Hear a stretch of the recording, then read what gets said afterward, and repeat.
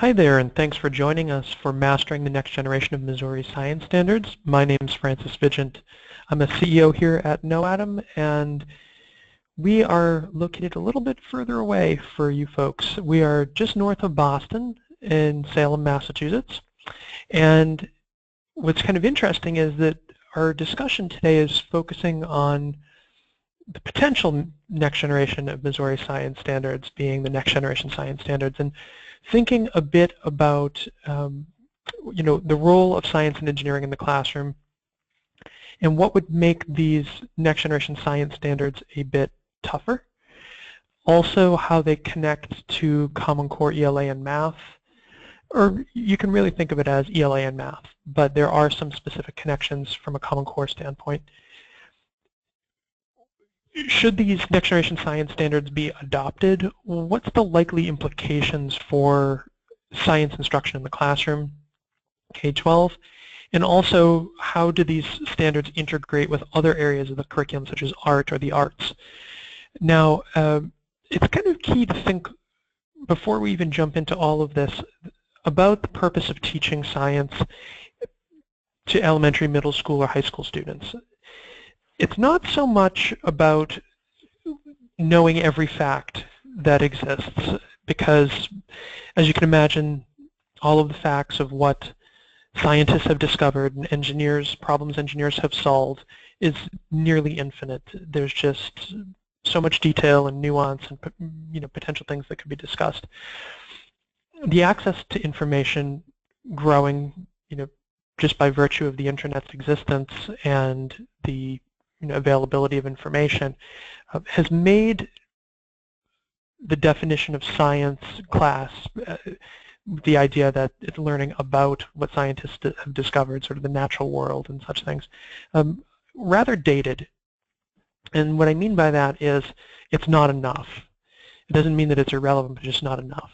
So when you think about the science classroom and its role in the 21st century, and we're almost 20 years in now. So, thinking about why we still have a science class, it's because, at least the way we view it, that science, technology, engineering, and math, that science class and its connections, is the best environment for developing children's higher order thinking skills, particularly their critical thinking skills to be able to create, evaluate, and analyze technically.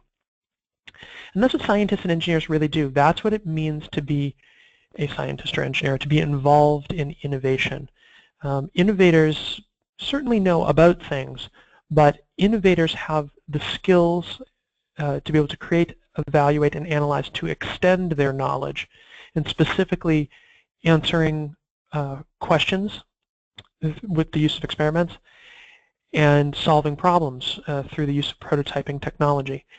And that is why this next set of next generation science standards is a key change, or a key potential opportunity for Missouri, because frankly teaching children those skills equips them for college, for career, and it equips them to be productive citizens, to consider what's being presented based on its merit, analyze it, and then consider whether or not a claim is being made is supported by the evidence, and have their own reasoning to back that up, and also to be able to engage in public discourse. So there's a lot of kind of pieces around this, and as I go through and we take a look at these different points over the next hour, and I'd like to let you know, if you are in the live session, you'd like to ask questions, feel free. I'll do my best to answer those either within the webinar session or at the very end. I'll try to save a few minutes to do that. On your screen there'll be a little question panel. If you feel like entering any questions in, send them over. If I get to them during the presentation, that's great, and if not, I'll do my best to answer them at the end. So the next generation science standards are built on the nature of science and engineering itself, and we're part of a process where basically it involved the National Academies of Science and Engineering, and there was an early Carnegie report, Carnegie Corporation report, and out of all of that sort of investigation about what effective K-12 science instruction was, and what was actually happening in the United States, not so much from a theoretical standpoint of what could be done, and trying to create a model that was potentially, not feasible because nobody had ever seen anything before like this, but in fact to go out and look at what was effective and how it was being done, and then to look at what wasn't effective and what that looked like, and then to match that to the nature of science and engineering itself and try and create a set of standards which evolved from that point through Achieve and the partners, the 26 partner states, and the Governor's Council and the School Chiefs Council and such. All of that was about aligning the classroom to the nature of science and engineering, for the purposes I mentioned earlier, and also from a workforce development standpoint, because you can imagine people who can think critically, who can create, evaluate, and analyze, take their knowledge and extend it into new and unfamiliar places. Those folks are very trainable, and so as a life skill, this has real workforce development meaning as well. So the nature of science and engineering, as you see on your screen there, we get this definition right from sort of the standards themselves. So science is knowledge from experimentation. Scientists ask questions, and they answer those questions by developing hypotheses and structuring, or basically creating a plan for a test, and then carrying out that plan, gathering the data and analyzing the data and using it as evidence to reflect on that hypothesis. That's how scientific knowledge is developed. Engineering uses scientific knowledge to solve problems, and so engineers identify problems, they use their scientific knowledge to try and create solutions, which are at this point prototypes, and they test those prototypes to gather data about whether or not the prototype solves the problem. If it solves the problem, that's technology. If it doesn't, then it's something that needs to be refined or perhaps abandoned, a new approach taken. Maybe we've identified the wrong problem. There's kind of a lot of pieces to this. So anyways, it forms a cycle because technology enables scientists to answer questions they couldn't answer previously. Or essentially, you think about space probes. If an engineer designs a space probe with sensors that are able to sense things that scientists have questions about and have theories or essentially hypotheses about, now that's a hypothesis that can be tested thanks to the engineer's technology. On the flip side, the scientists are the ones who they're making discoveries around the properties of polymers. And so when you think about the movement from glass containers to plastic containers, that technology of a plastic bottle could not have been developed without the knowledge of polymers. And so that's an improvement or an innovation on glass, durability or something like this, a breakage perhaps. So math is at the center of all of this because it's a tool for quantifying, evaluating, and analyzing. It's a tool for communication and for creating plans, particularly procedures as well, that are specific, and that's key. So any of these, whether it's a prototype that's going to be scaled up or a particular claim that's being made and evidence that's being used to back it up, these things need to be able to be replicated, and math makes that possible through precision analysis and quantifying observations. So as teachers engaging in the next generation science standards, it would be very important to understand what the nature of science and engineering is, as I've just discussed it, because this is the foundation of the standard. It's not about purely, identifying the different types of rocks. Sure, we should be able to identify kinds of rocks, but we should also understand that's sort of not the purpose. As a scientist, we may be identifying different kinds of rocks, but we're going to be doing that as part of trying to answer a question, either about the Earth or about rocks, their permeability, their age. There's a lot of sort of different ways that scientists might be looking at rocks, but with a purpose, and that's the key. The nature of science and engineering gives us purpose for investigations.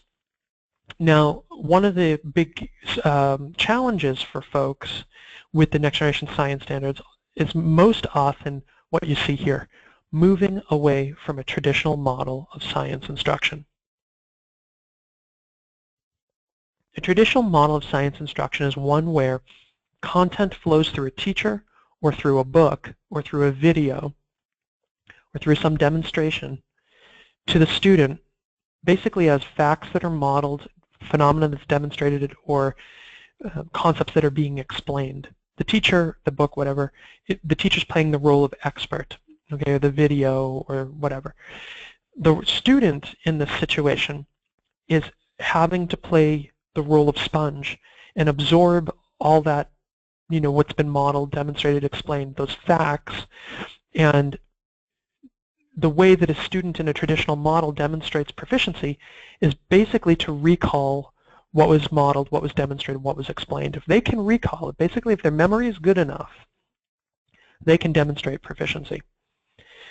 And as you can imagine, the kind of future for people who can only rise to the level of recall is being diminished by automation and technology, basically. Just functioning on recall is lower order in its nature. Understanding, remembering, even applying is lower order thinking. So moving away from a traditional model towards a next generation model has to involve higher order thinking, and it has to be a shift towards skills and extending content in such a way, again, that it's preparing students with skills that are useful for the future. So a next generation model looks like this. And again, you can see that if you kind of extrapolate this a little bit and kind of consider, compare and contrast, what's being learned here are things that are much harder to automate in a sense, and are things which actually help children to engage in the process of innovation. So in a next generation model, you notice the teacher is not between the student and the content. In fact, the teacher is not playing the role of expert at all. The teacher is playing the role of coach, and they are expertly asking questions that require students to engage in higher order thinking about the concepts, things that they've read about, their personal experiences, place-based connections, and help tease out these ideas, sometimes perhaps misconceptions, others really a firm understanding, and to bring that student's contribution from themselves, sharing to a class in essence, forward, and then looping other students into that conversation, so there isn't a lecture, but instead a Socratic dialogue or method that's being applied here. And so that's kind of, you can picture that as the role of the teacher. What they're doing, though, is they're gradually adjusting the supports for that student and for the class.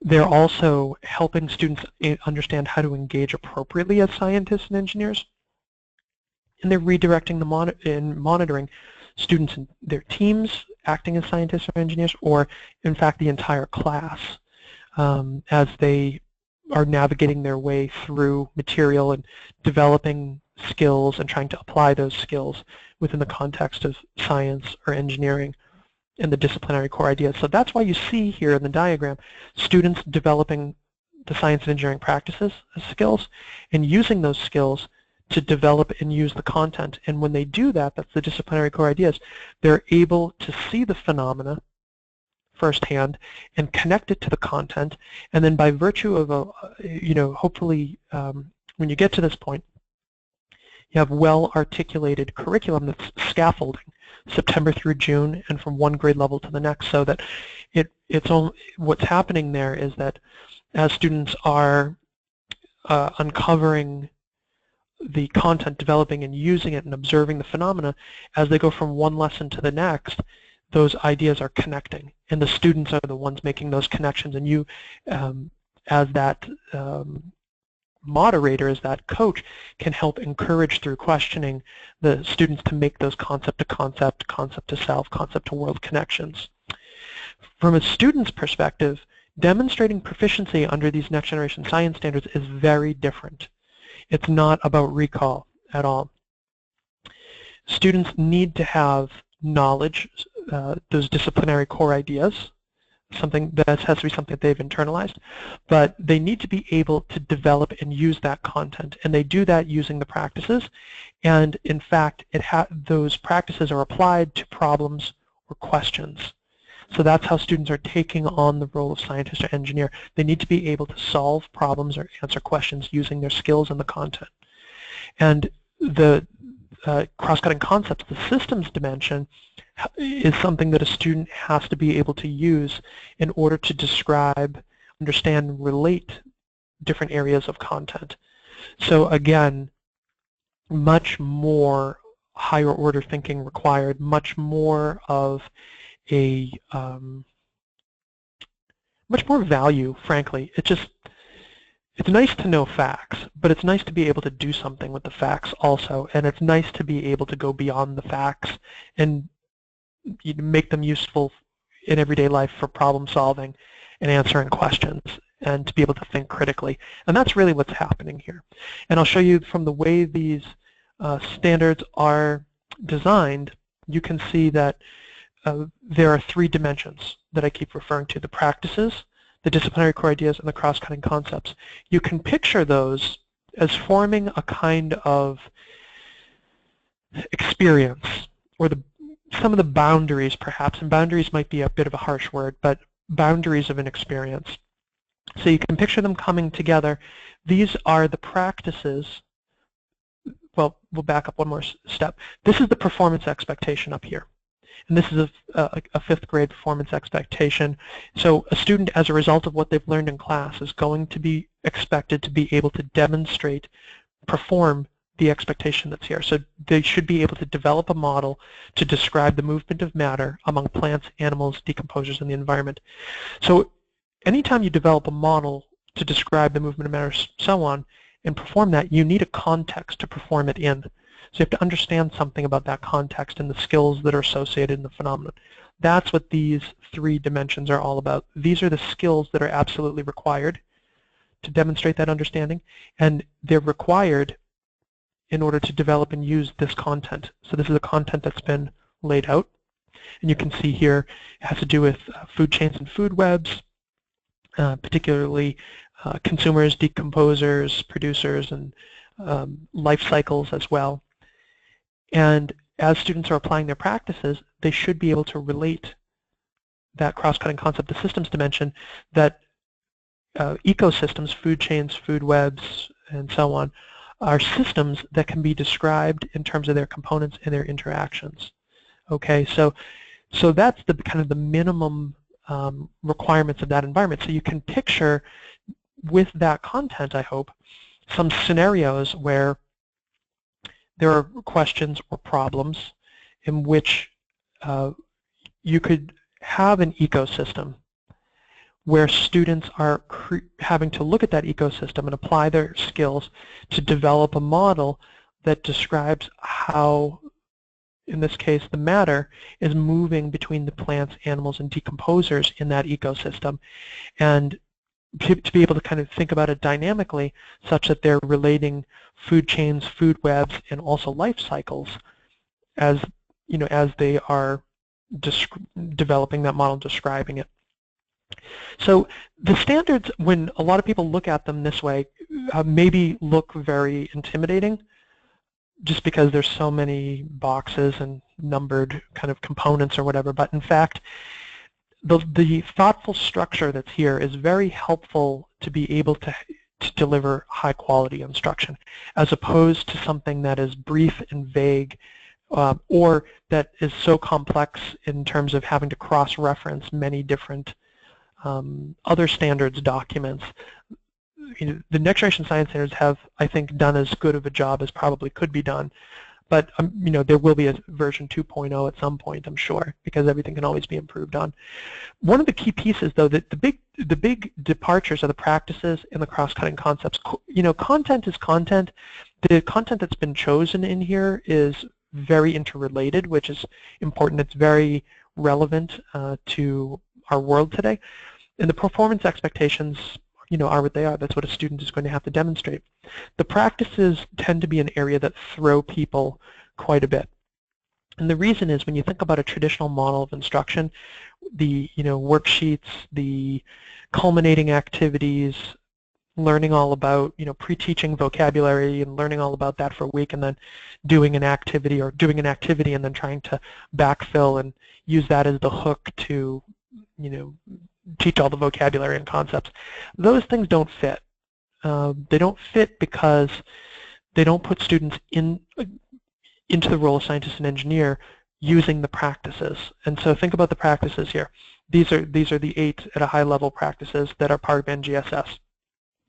This is what a student's skill set needs to look like. They need to be able to ask questions and define problems. They need to be able to not only use a model, but develop one, not only carry out an investigation, but plan one, not only interpret data, but analyze it. So the key difference there is it's not just interpreting what's handed to you, but it's in fact analyzing it, doing the mathematical operations necessary to uncover a relevant statistic that's useful.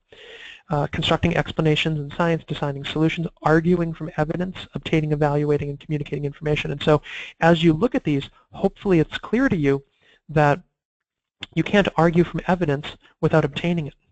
You cannot construct an explanation without arguing from evidence. You don't have any evidence to support an explanation without analyzing and interpreting data. And this whole thing we're talking about in this last minute or so, we're talking about a planned investigation that's been carried out to answer a question or to solve a problem. So you can see how they're all interrelated. And you'll recognize a lot of those components from engineering design process as well as the scientific process, or sometimes we call it the scientific method. And a couple key pieces here. There's a bit of misinformation around the importance or the non-importance of process, the scientific method, the engineering design process with these new standards. And it's misinformation because there's kind of this baby out with the bathwater line of thinking that's kind of caught on with some armchair experts. And the point of confusion around this is that people will say, well, science and engineering is not prescriptive, it's non-linear, doesn't follow a prescribed method, and so on. And anytime you venture into the unknown, even from a student's perspective even, so it's not the complete unknown, but unknown to them, you need to use logic. And that's what process represents, is logic. The idea that it's prescribed, that the unknown can somehow be known in advance, it doesn't make any sense, right? So it can't be prescribed. But what process allows is the process of the scientific process or the engineering design process is a tool for students to take a step forward from a problem or a question to an evidence-based conclusion, at which point what they've learned causes them most likely to pivot.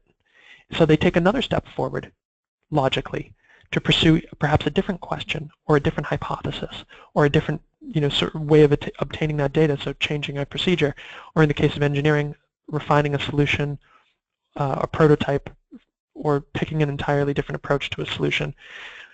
That's the kind of pivot I'm talking about. So in the case of the practices, these are the tools to engage in developing and using that content, to engage in science and engineering. However, going from a question to an evidence-based conclusion or a problem to an evidence-based conclusion requires the scientific or engineering process. So I want to clear that up because I think it's something people go back and forth about, and there's a lot of debate, but it is quite important. And from a writing standpoint that we teach children about the writing practices the tools in order to write effectively, like word choice, voice, tone, sentence structure, those sort of things. We also teach children how to create a high-quality published work, and we do that by teaching them the writing process, the logic to go from an idea to a high-quality published work. For instance, brainstorming, pre-writing, drafting, editing, revising, and then publishing. So, can you create a bestseller, with no process? I'm sure somebody can, but can you do it, sort of professionally in a or repeated sort of sense? Probably not. And so, if you write books the way people write emails, then you get what you get. So, thinking about science class, whether it's second grade like these students or more like fifth grade like these students, what's key is that students are engaged in the practices. And I want to show you what the new definition of effective science instruction is. Effective science instruction capitalizes on students' early interests and experiences, so starting in that kindergarten pre-K level, and following the child all the way up, identifying and building on what they know, so it's thoughtfully scaffolding, nurturing their understanding intentionally, and providing them with the experiences to engage them in the practices, and those are the practices we just discussed, of science and engineering, to sustain, and also sustaining their interest. And what we're seeing under these next generation science standards is a shift from what's in that picture on the left of a teacher modeling something and children trying to remember what they've seen and the steps and whatever, and then go repeat it, to what you see on the right, where the children are working on problems which are relevant and related to content that they've learned, basically discussed, made some connections with personally, read about perhaps the concepts in context, and now they're going to extend that. Nobody's shown them how to solve the problem. Nobody has given them ideas, none of that. They just have resources, a problem, they have some skills, and they have some basic logic they're going to work with. And then there's going to be milestones.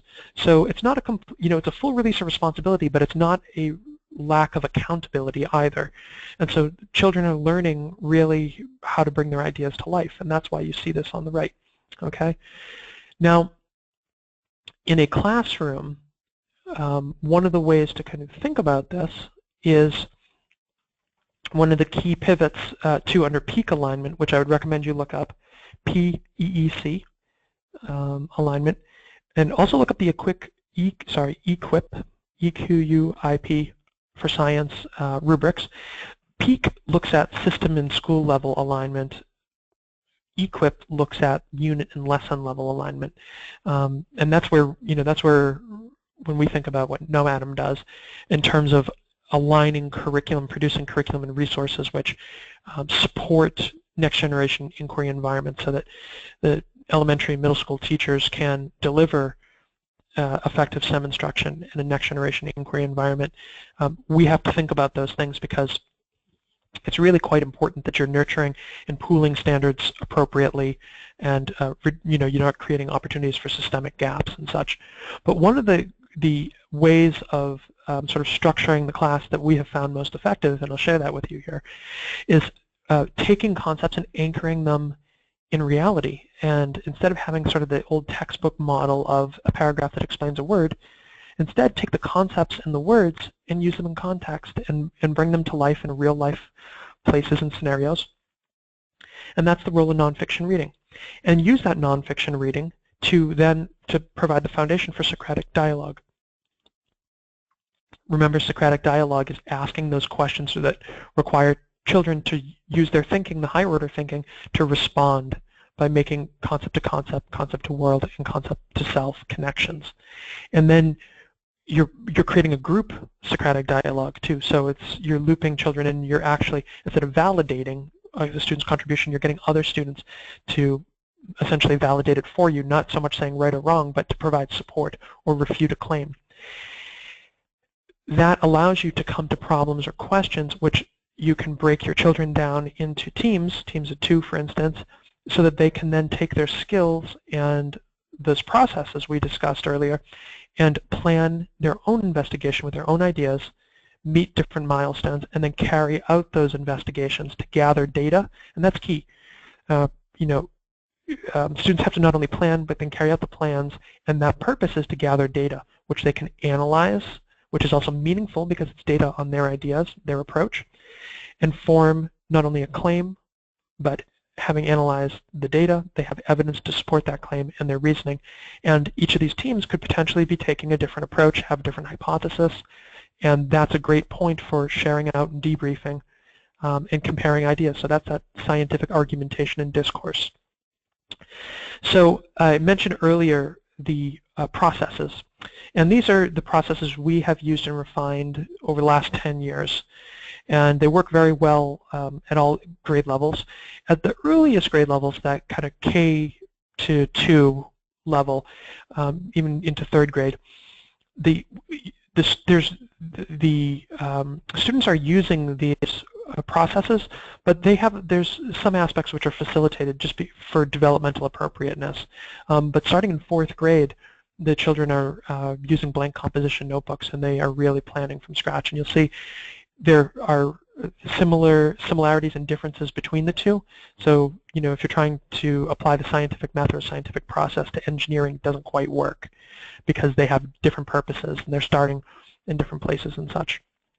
Now, when you look at how you bring science and engineering together, because engineering is a new component of these standards, you can do that. And the way we do it and the way you see it happening in classrooms is like this. And I'll give you a 7th grade example. So it's kind of between elementary and high school.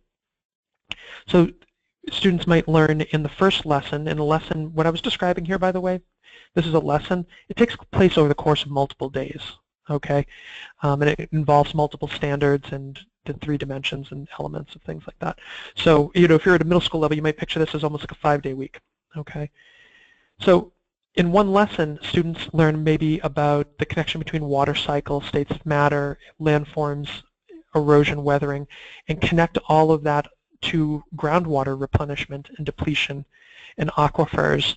And they do that through the idea that different earth materials have different properties, and particularly different types of permeability. And so they can put on the hat of scientist after learning about this and discussing it from the reading and the Socratic dialogue, to actually tackle the question with their partner of which earth materials are most permeable to water, and construct a investigation around that, carry it out, gather data, form a conclusion. In the very next lesson, that knowledge is then extended to pollution, and the idea that there are different pollutants. They take different forms, and while there may be pollutants in the air, they can end up in the water, and you know, through the water cycle, so there's connections there, but also just the idea that surface pollution can also become groundwater pollution, and that something like non-point source pollution can enter the water table and actually move with groundwater flow great distances to affect humans as well, or livestock, in, for instance, polluting wells and such things. So then the students can put on the hat of engineer, considering what they've learned about science and the connection between that science and real-world problems around pollution, tackle a challenge or a problem of a fictional town needing low-cost water filtration devices that are able to remove sediment and pollution from runoff. And so they can then engage with their partner the engineering design process to actually go through, develop an approach which they diagram, then build, test, gather data, refine and replicate, forming that conclusion. So you can see in the course of a month, like basically 3 weeks here, you can go from science into, you know, so basically extending and bridging over to engineering and pulling all these ideas together, which is really a great thing about these new standards, but it takes some skill. Particularly, and that's not a dig to teachers, I don't mean that at all. The skill it really takes is in the curriculum planning, the development, because this is not the kind of thing you can just create after school as part of, you know, like a stipended position once a week for a few hours. It's quite extensive to develop this type of curriculum, and like I said, it's taken us better part of 10 years to really get where we are, as good as we are. And we have great data to support it. Thousands of students have used the curriculum and great data and such, but thinking about it, it's just not something you can do well, you could easily to create such a thing. So one of the reasons that I bring that up, being the show me state, I'd like to show you some misinformation that's been flying around a little bit regarding NGSS. And there's, you may be familiar with the Missouri Education Watchdog site blog, and there's a post up there, and the clever sort of NGSS, I think they called it something like no good science standards or something, and so nonetheless, creativity at work. So the post brings up this worksheet, and it's talking about a parent from California in the Sweetwater School District is unimpressed with what his child is learning via the Next Generation Science Standards. And this is supposed to be a worksheet from his 8th grade class. So what I'd like to point out to you is that this worksheet has nothing to do with the Next Generation Science Standards. You do not see any practices that are required. You do not see any processes. You do not see any cross-cutting concepts. And in fact, there's only tangentially related disciplinary core ideas. So, and the big giveaway here is that this is a worksheet on a Bill Nye video. Okay, like I said earlier, worksheets are not, just by their very nature, next generation. And somebody who is showing a video is using a traditional model of science instruction, not a next generation model of instruction. So while the parent who sent this in from California thinks that this is next generation science, they have misinformation, and unfortunately this blogger has picked up on it and chosen to have some resonance here, or a bit of a soapbox to talk about. But in fact, it's kind of a joke, because what happened is either the classroom is not aligned, hasn't aligned yet, and that's the case in a lot of California classrooms right now, because the final framework is being voted on this fall. So while classrooms are supposed to be aligning, they are not they don't necessarily have to be yet. And furthermore, both the parent and the blogger don't understand what these next generation science standards require, represent, and so they're holding up something that's not aligned as an example of next generation science standards. The next generation science standards are not curriculum, okay? This worksheet is part of somebody's curriculum, and it's not aligned. So this is a big problem that happened with Common Core. And frankly, the next generation science standards are a lot better, and in many ways, than the whole Common Core thing's its whole kind of animal. But in terms of their construction, deployment, and even the crazy politics behind everything, they're much better than Common Core. The problem, though, is that the types of shifts, and that's why I bring this example up, the types of shifts that are occurring under next generation science standards require people to abandon poor practices, like you see this worksheet, showing videos and giving worksheets. That's not teaching. That's babysitting. The next generation science standards require skillful teaching to engage students' minds in the content, solving problems, answering questions. And when you look at the assessments, and I'm going to show you what the assessments look like, you'll see that this is what's required. Here's an example of a next generation aligned science assessment from the District of Columbia that's now operational as of 2016. It's also been adopted and is operational in Illinois.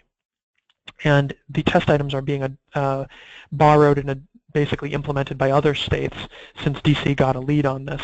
There's a couple other examples out there that are brewing, but this is a good one to kind of use as you picture what an assessment might look like in the future.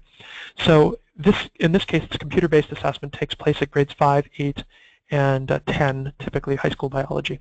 It assesses the standards of the grade level and prior. So again, you need to have a thoughtful curriculum articulation, so you're not just teaching grade level specific standards. And when you look at the test items, they are based on scenarios that mirror what a child's experience in a next generation inquiry environment would be, so a child can relate to it. And that scenario is fictional students engaging in hypothesizing, questioning, developing procedures and carrying them out, scientific diagrams, you see data that's been gathered, and forming conclusions. And in this case, the conclusions are kind of half-baked. There's no specific evidence to support them, and in fact, one of them's false. And so the student who's being tested, the real student, not the fictional ones here in the scenario, they are being asked to determine whose claim is correct, explain why, and use evidence from the scenario to support that claim. So it's a constructed response. This is the open response item, or one of these open response items. Okay, very different than the old which of the following materials is a conductor type items. Now, when you look at the multiple choice, okay, we'll go to multiple choice first, which is item 3. Multiple choice, the students are given this example of a model. It's a model of a pond food chain, and the multiple choice is now select 3 out of 6, not select 1 out of 4.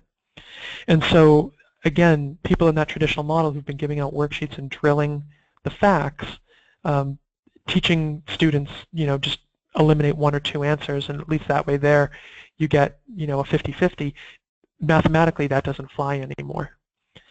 So students have to really be able to have the skills to consider the model, interpret it, and apply it in different ways, selecting more than 1 correct answer. You see, related to this model, students are then asked to construct an open response or a constructed response item relating that pond food chain to the cycling of matter back into the environment. So thinking about like a minnow, perhaps, the life cycle of a minnow expires, it dies. How does its matter get back into the environment? Well, there's decomposers, because that minnow's actually part of a food chain there, and the bacteria, being the decomposers, will return that matter into the environment. That sort of idea. So you have like a food chain, food web, all these kind of pieces happening, and then of course being able to explain how that matter's taken back up into the food chain is sort of another potential piece. On the left, what you see, because it's computer-based assessment, you can have a drag and drop. Students see different organisms, and they have to drop them into the proper place in the food chain, the food web here, and then construct a response to explain the shortest path for energy to get from plants to the fox. Okay. Now, a couple quick other examples. I won't go into them in detail. A scenario, the idea of composting, again, returning matter into the environment. Pick 3 out of 5. Over here, you have a scenario, decision table, different criteria, and the student has to construct a response. Which of the 3 solutions best meet the 6 criteria, using evidence from the table to support that answer. So again, it is claim, evidence, reasoning. That's the result of applying the practices to maybe some familiar content, but in a novel context, and synthesizing. Okay, so I'll just bring out this other thing. You can see this isn't preparing students for any of that. Okay, so these types of resources, we call those basically awareness-ready resources. Those are worksheets. Okay, maybe knowledge-ready if they're memorizing facts. Awareness-ready resources are just basic resources that help make children aware of the basics. What's an engineer? Engineers solve problems. Okay, now I'm aware. I can't engage as an engineer. I don't have the skills, but I know what an engineer is. Like a field trip, you see something, right? Knowledge readiness is like textbooks accomplish. They tell all about what scientists and engineers have discovered or built to solve problems, or designed to solve problems. Performance-ready resources are like the old kits that we've had since the 70s, 80s that give you a lot of tasks around a set of materials, and it's very task-oriented. You want to find out how hard a rock or mineral is, you can do a scratch test, right? And so you know how to carry out that task. Mastery readiness is what I described earlier. It's a student being able to take their skills and their knowledge and extend it, basically being thrown into a scenario, kind of like the ones we just looked at, and use their thinking to form a claim or to form an opinion which they can back up with evidence from analysis of the data that's available and reason it in writing, or at least verbally. So that's mastery readiness. It's what we aim for, and it's really what the next generation science standards aim for. When you think about implementing next generation science standards, it's one of the most difficult kind of pieces, you know, pulling all these parts together intellectually, and for students and teachers, just making that shift of expectations from something that's what was under the previous standards, mostly performance ready level might be your mastery, but now it's really mastery of skills, content, and phenomena. Now in a classroom, you can imagine the assessments that you want to create to test these types of skills are scenario-based, that require students to do just what we saw on that assessment. Take what they've learned, apply those skills and that knowledge to a new scenario, and then what you're going to do is you're going to ask different layers of questions to tease out the different aspects of the 3 dimensions so that you can see the student actually performing the expectations. Another piece here to think about is those ELA and math Common Core standards. And I just pulled a couple out. These are middle school. But you can see when you think about that environment that I've been describing, where the students are engaging in planning, thinking and planning, and then carrying out plans and so on, they're citing evidence to support analysis of science and technical text that they're reading. That's the nonfiction kind of piece. They're summarizing text distinct from their prior knowledge. They're following multi-step procedures that they have created. See, following multi-step procedures is ELA, Common Core, not science. Integrating technical information expressed visually. So those are the actual data tables, the graphs, charts, and such that they use either to collect and or analyze and communicate that information.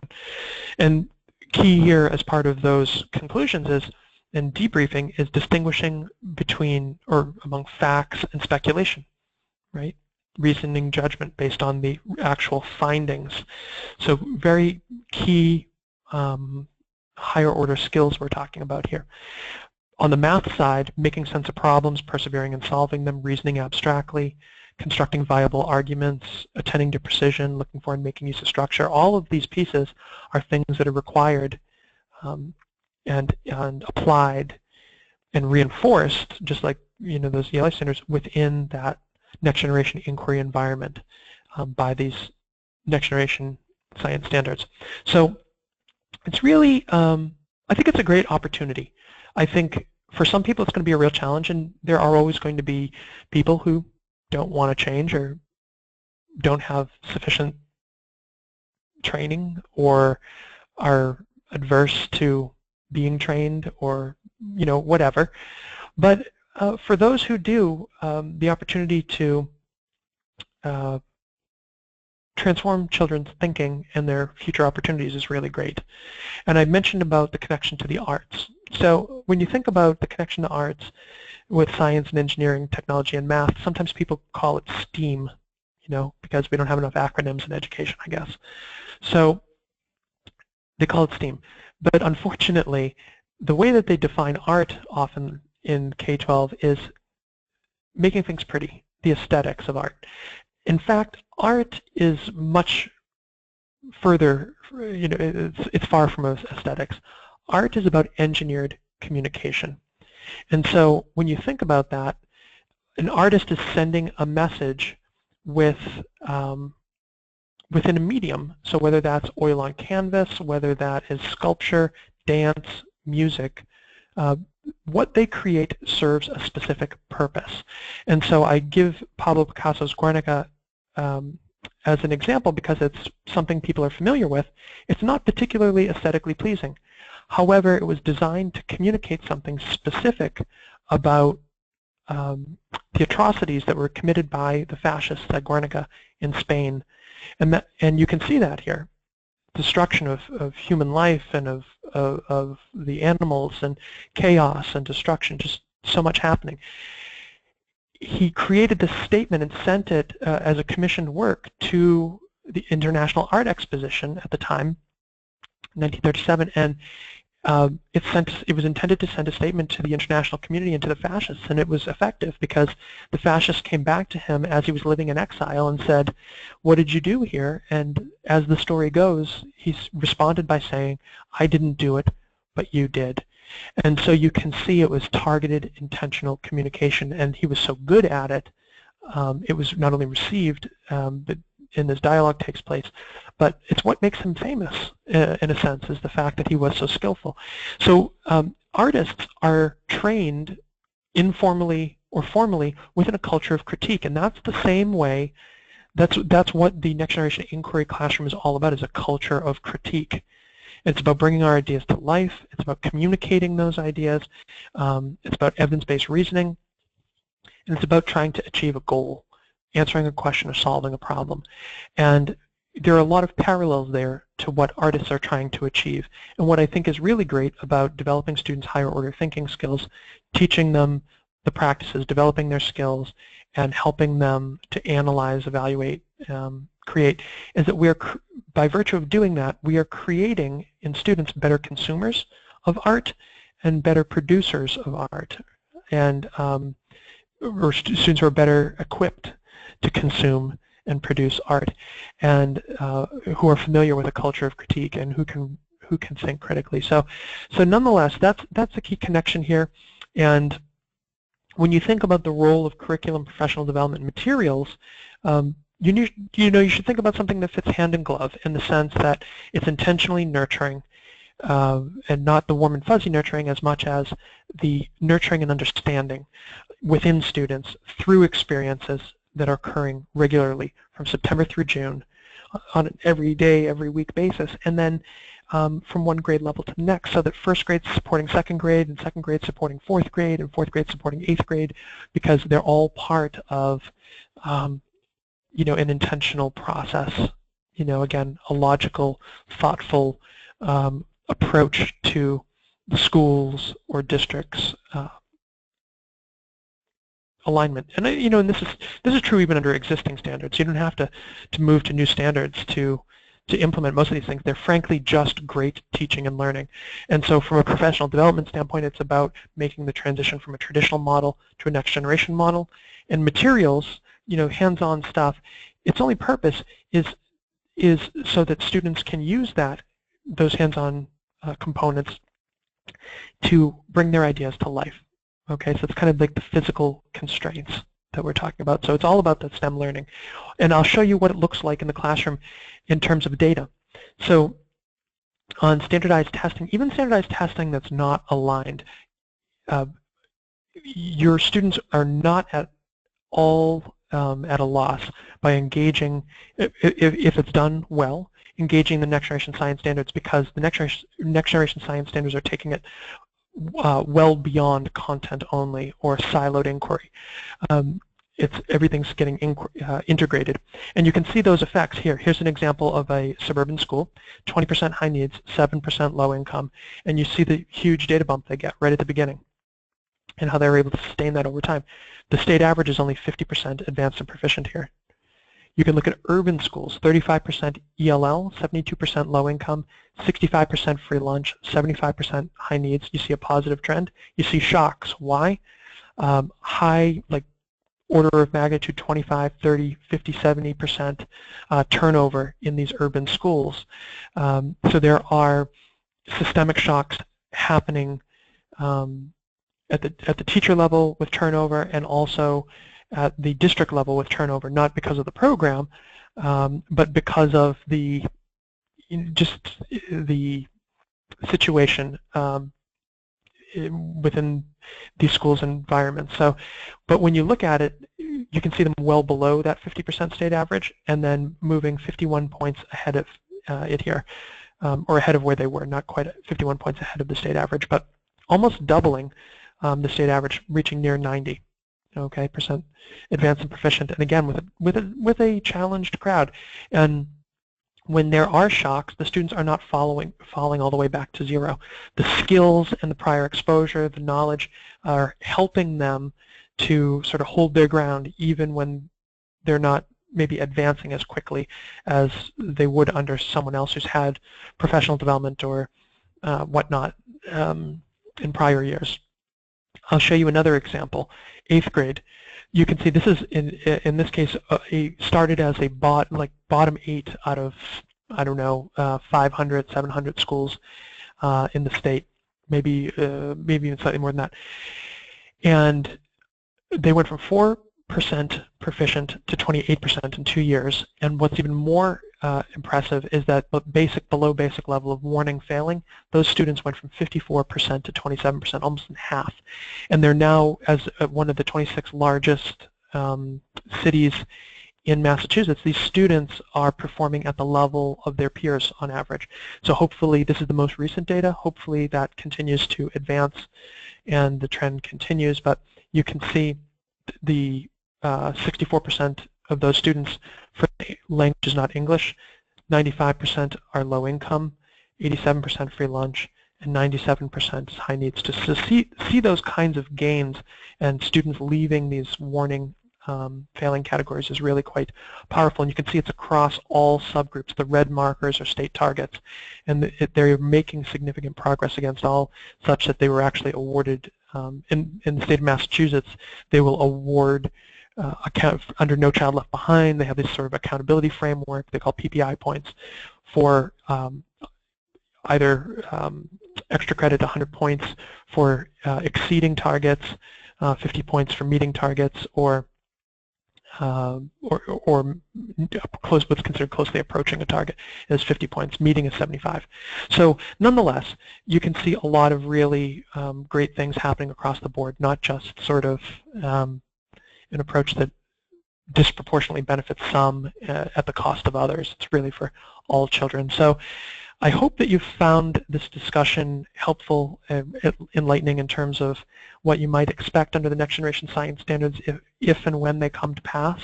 But even under your existing standards, if you are thinking about really being a leading edge district and upping your game by adapting or adopting some of these things, it's worth considering because it's really good for kids, period, for their future, for their thinking. There is another webinar available related to this at knowatom.com/strategically. Feel free to register. It's free. Strategically Implementing the NGSS. If you have any questions about that or anything else, you can contact Mary Ellen DeLacy. I mentioned that if you'd like to see an example of what a next generation aligned unit and student material looks like, feel free to go to our site, knowatom.com/curriculum, and just scroll down. You'll see by grade level you can download 1 month of content there, kind of the first month of the year. See what that looks like from a teacher's perspective and from a student's perspective. There's also a bunch of PD videos around Socratic dialogue and all kinds of ebooks and things like that around Next Generation Science Standards available at our resources section, knowatom.com/resources, or you can go to the top of the page there. I hope you'll consider staying connected. Follow us on our blog. You can sign up for free subscription. Like us on Facebook or follow us on Twitter. Do them all if you want. And you can check out a closer look at some schools and a case study if you'd like to under knowatom.com/results. I hope that this has been a useful time for you, and if indeed you find yourself in a position where you're going to adopt or adapt, feel free to reach out. We always love to work with folks who are leaders, leading change for children, not for policy. And I wish you luck and continued learning as this process moves forward. Thank you very much. Bye-bye.